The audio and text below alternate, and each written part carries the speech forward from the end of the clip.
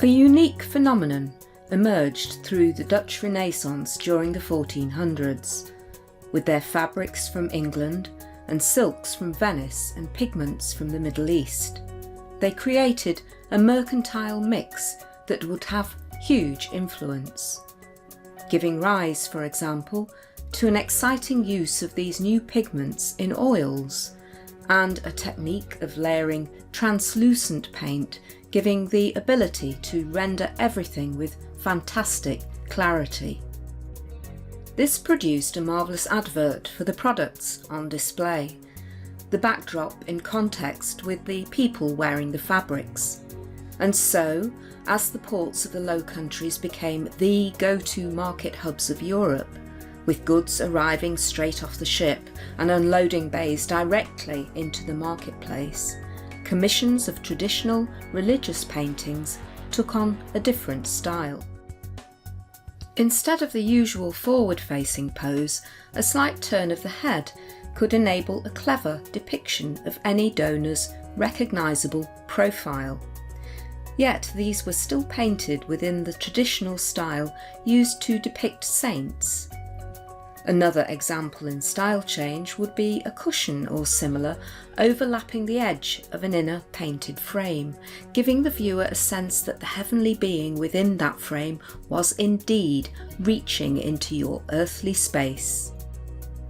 This style of painting enthralled the Italians and captivated many Italian Renaissance painters, who then added their own flourishes, and as oil too was a boon for the Venetians, whose climate was unsuitable for the long-held traditional technique of Rome's airy fresco paintings, this opened up new areas for northern Italian painting.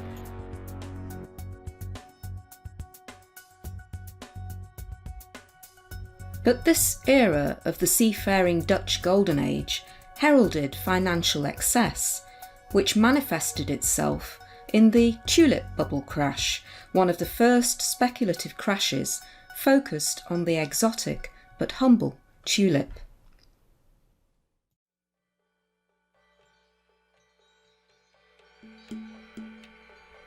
An initial revolt against Catholic Spain by the Dutch, which caused wars and an eventual split, leaving a southern Catholic area, now Belgium.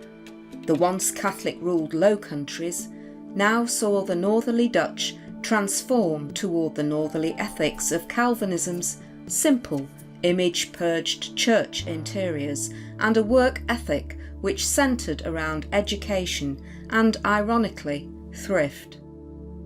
This change went hand in hand with the new trade.